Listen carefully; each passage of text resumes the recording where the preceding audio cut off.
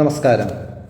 നമുക്ക് ചുറ്റും നമ്മുടെ ഇടയിൽ എന്ന ഒരു പരമ്പര ഇവിടെ ആരംഭിക്കുന്നു. പ്രിയപ്പെട്ട ഏവർക്കും ഈ പരമ്പരയിലേക്ക് സ്വാഗതം. നമ്മുടെ ഇടയിൽ കാണുന്ന, നമുക്ക് ചുറ്റും കാണുന്ന രസകരമായ കാര്യങ്ങൾ, കാഴ്ചകൾ, അനുഭവങ്ങൾ നിങ്ങളുമായി പങ്കുവയ്ക്കുകയാണ് ഈ പരമ്പരയിലൂടെ ഉദ്ദേശിക്കുന്നത്.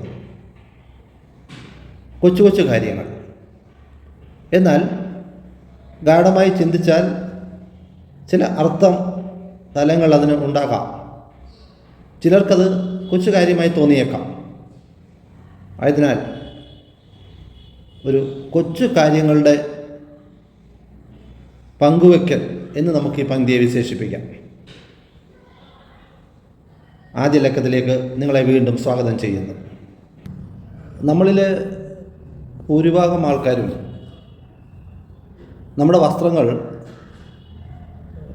നല്ല വസ്ത്രങ്ങൾ, പ്രത്യേകിച്ചും നല്ല വസ്ത്രങ്ങൾ വിശേഷ ദിവസങ്ങളിലോ ഓഫീസിൽ പോകുമ്പോഴോ ഒക്കെ മാത്രം ഉപയോഗിക്കുന്നൊരു ശീലമാണുള്ളത്.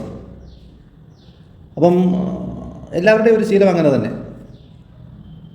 ജോലിയുള്ളവർ ജോലി സ്ഥലത്ത് പോകുമ്പം നല്ല വസ്ത്രങ്ങൾ കൊണ്ടുപോകും. വീട്ടിൽ വരുമ്പം വീട്ടിലിടുന്ന വസ്ത്രങ്ങൾ എന്നുള്ള ഒരു വസ്ത്രങ്ങളെ നമ്മൾ തിരഞ്ഞെടുത്ത് വെച്ചിട്ടുണ്ട്.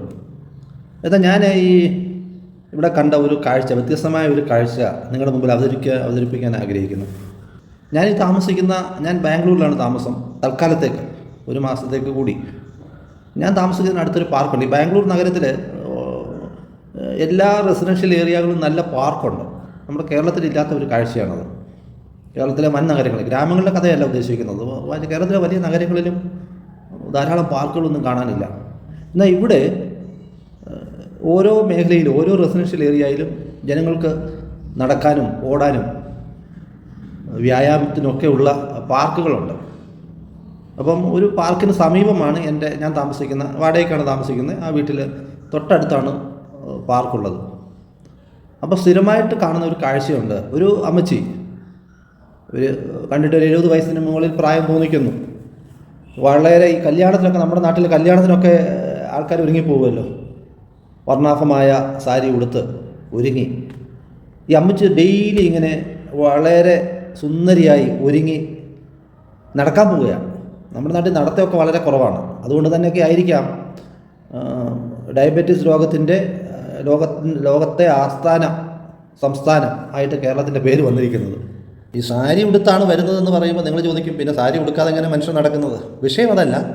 വളരെ വിലയുള്ള പട്ടുസാരികൾ, പുതിയ പുതിയ പട്ടുസാരികളാണ് ഓരോ ദിവസവും അമ്മച്ചി എടുത്ത് വരുന്നത്. ഞങ്ങളുടെ സുഹൃത്തുക്കൾ പറയുന്നത്, അമ്മച്ചിയുടെ വീട്ടിൽ പോയാൽ, അവർക്ക് സുഹൃത്തുക്കളൊക്കെ ആയതുകൊണ്ട് പോകുന്നുണ്ട്, അമ്മച്ചിയുടെ വീട്ടിൽ പോയാൽ വീട്ടിൽ അമ്മച്ചി പട്ടുസാരി കൊടുത്താണ് ഇരിക്കുന്നത്. ഒരു പക്ഷേ പട്ടുസാരികളെ ഈ അമ്മച്ചിക്ക് കാണത്തുള്ളായിരിക്കാം. ഇത് ഞങ്ങൾ ആസ്വദിക്കുന്നുണ്ട് എല്ലാവരും. അമ്മച്ചിയെ നമ്മൾ പ്രശംസിച്ചുകൊണ്ടാണ് സംസാരിക്കുന്നത്. ഇത് വ്യത്യസ്തമായൊരു കാഴ്ചയാണ്. ഞാൻ 2.5 വർഷമായിട്ട് ബാംഗ്ലൂരിലുണ്ട്. 365 ദിവസവും അമ്മച്ചി നടക്കാൻ വരും. കൃത്യമായ സമയത്താണ് വരുന്നത്. ഓരോ ദിവസവും വളരെ വിലയുള്ള, വളരെ വർണ്ണാഭമായ പട്ടുസാരികൾ. ഇത് നടക്കുമ്പോൾ മാത്രമല്ല, വീട്ടിലിരിക്കുമ്പോഴും ഇതേ സുന്ദരിയായി അണിഞ്ഞൊരുങ്ങിയാണ് ഇരിക്കുന്നത്. വളരെ സന്തോഷം നൽകുന്നൊരു കാഴ്ചയാണ് ഈ അമ്മച്ചിയുടെ നടത്തം. ഓർക്കണം, ഞാൻ വയസ്സൽപ്പം കുറച്ചാ പറഞ്ഞെന്ന് തോന്നുന്നു. 70 വയസ്സിന് മുകളിലാണ് പ്രായം. അപ്പോൾ ഈ ഒരു കാഴ്ച വളരെ സന്തോഷം നൽകുന്നൊരു കാഴ്ചയാണ്.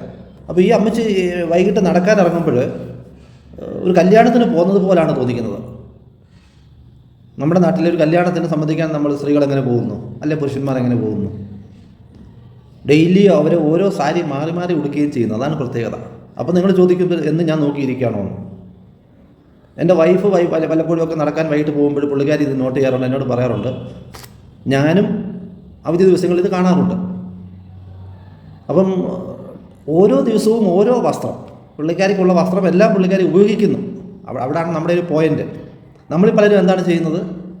അലമാര നിറയെ 500 സാരി, 400 സാരി, 100 സാരി, 50 സാരി, ഇതെല്ലാം അവിടെ വെച്ചേക്കും.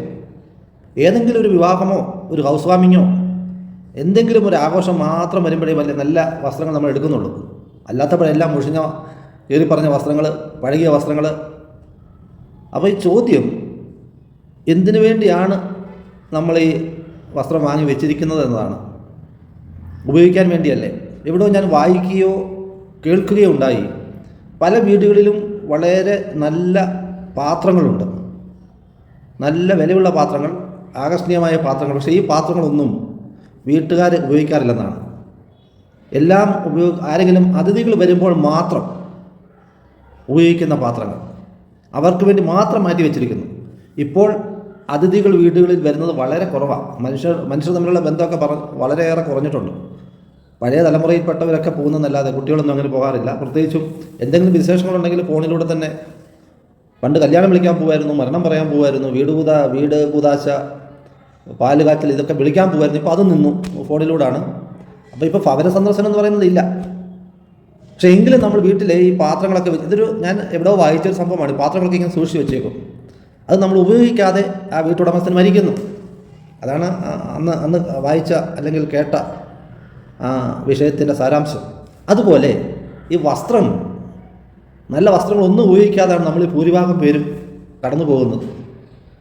ഈ അമ്മച്ചിയുടെ എവിടെത്തുകാരിയാന്നൊക്കെ നമ്മളിങ്ങനെ അന്വേഷിച്ച് വന്നപ്പോൾ അവർ വലിയ ഒരു സാമ്പത്തികമായി വളരെ ഉന്നത നിലയിലുള്ള ഒരു കുടുംബത്തിലെ അംഗമാണ്. ഒരു മകൻ വിദേശത്താണ്, അമേരിക്കയിൽ ഡോക്ടറാണ്. മകൾക്ക് വിദേശത്ത് IT കമ്പനി ഉണ്ടെന്നാണ് അറിയുന്നത്. ഈ മകൾ ഇടയ്ക്കിടയ്ക്ക് നാട്ടിൽ വരാറുണ്ട്. നമ്മളിവിടെ നിന്ന് ബാംഗ്ലൂരിൽ നിന്ന് പാലക്കാട്ടേക്ക് പോകുന്നത് പോലോ തിരുവനന്തപുരത്ത് നിന്ന് കൊച്ചിയിലേക്ക് പോകുന്നത് പോലോ മാസത്തിലൊക്കെ വരാറുണ്ട്. അപ്പോൾ ഞങ്ങളിങ്ങനെ നമുക്കറിയാവുന്നവരായിട്ടൊക്കെ സംസാരിച്ച് പറഞ്ഞ് അവർ വളരെ സാമ്പത്തികമായി ഉന്നത നിലയിലാണ്. അവർ ഫ്രണ്ട്സിൻ്റെയൊക്കെ കല്യാണത്തിനൊക്കെയാണ് വരുന്നത്, വലിയ വലിയ കാര്യങ്ങൾക്കൊന്നുമല്ല. നമ്മളെ അയൽക്കാരൻ്റെ കല്യാണത്തിന് പോകുന്നത് പോലെയാണ് അമേരിക്കയിൽ നിന്ന് ഇവിടെ വരുന്നത്. അതിനുള്ള സാമ്പത്തിക ശേഷിയുണ്ട്. അപ്പോൾ ഈ അമ്മച്ചി ഈ പണമൊന്നും നമ്മുടെ നാട്ടിൽ പലരും ചെയ്യുന്നത് പോലെ ജീവിതം ആസ്വദിക്കാതെ മക്കൾക്കും കൊച്ചുമക്കൾക്കും വേണ്ടി കരുതി അർത്ഥപ്പട്ടിണിയിൽ അരപ്പട്ടിണിയിൽ കടന്നു പോകുന്ന ഒരവസ്ഥയിലല്ല അവർ ലൈഫിൽ അവരുടെ ജീവിതം ആസ്വദിക്കുന്നുണ്ട്. വർഷത്തിൽ ഒരിക്കൽ ഇവർ ഈ അമ്മച്ചിയും ഈ അപ്പച്ചനും കൂടി, അപ്പച്ചൻ ഈസ് അറൗണ്ട് 80, കണ്ടിട്ട് അങ്ങനെ തോന്നുന്നു, വിദേശത്തൊക്കെ പോകാറുണ്ട്.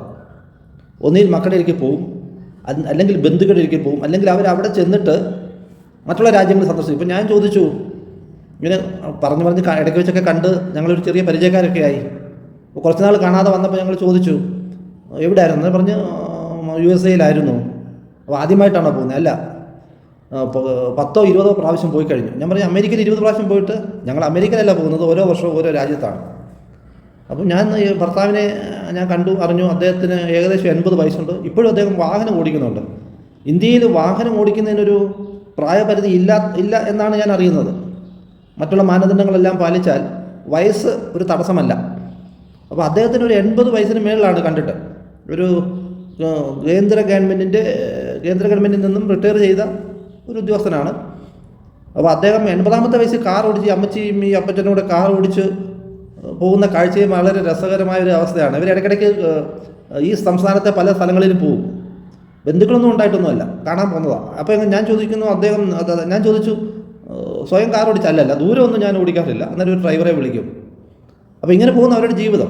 എൻ്റെ വിഷയം, നമുക്കുള്ള ഫെസിലിറ്റി ഉപയോഗിക്കാതെ കരുതി വെച്ച് മരിക്കണമോ? മരണശേഷം ബന്ധുക്കളില്ലാത്തവർ, മിത്രങ്ങളോ അതെടുത്ത് കത്തിക്കണം. നമ്മുടെ വസ്ത്രങ്ങളെല്ലാം മരിച്ചു കഴിഞ്ഞാൽ കാര്യമായിട്ട് നടക്കുന്ന കത്തിക്കല. പലരും മരിച്ചവരുടെ വസ്ത്രം കൊണ്ടുപോകാൻ താല്പര്യപ്പെടത്തില്ല, ചിലവർക്ക് നാണക്കേടാണ്. അപ്പോൾ അതെല്ലാം അങ്ങ് വേസ്റ്റായി പോകത്തേ ഉള്ളൂ. പിന്നെ ധാരാളം മക്കളോ മരുമക്കളോ ഒക്കെ ഉള്ള വീട്ടിലാണെങ്കിൽ സാരിയൊക്കെ ചില നല്ല മനുഷ്യരോ നല്ല മരുമക്കളോ നല്ല മക്കളോ ഒക്കെ ചിലപ്പോൾ ഉപയോഗിച്ചേക്കാം. അവർക്കും കാണും 100-500 സാരി, അല്ലെങ്കിൽ അവർക്കും കാണും 100-200 ഉടുപ്പ്. ആയതിനാൽ നമുക്ക് നമ്മുടെ വീട്ടിലുള്ള ഈ വസ്ത്രങ്ങൾ നമ്മൾ ഉപയോഗിച്ച് മരിക്കണമോ പൂഴ്ത്തി വെച്ച് മരിക്കണമോ? ഈ അമ്മച്ചിയെ കാണുമ്പോൾ ഈ ഒരു ചെറിയ ചിന്ത ഞങ്ങളിലൂടെ കടന്നു പോകുന്നുണ്ട്. ഇത് ഞാൻ നിങ്ങളുമായി പങ്കുവെക്കുകയാണ് ഈ ലക്കത്തിൽ. മറ്റൊരു വിഷയവുമായി അടുത്ത ലക്കത്തിൽ നമുക്ക് കാണാം.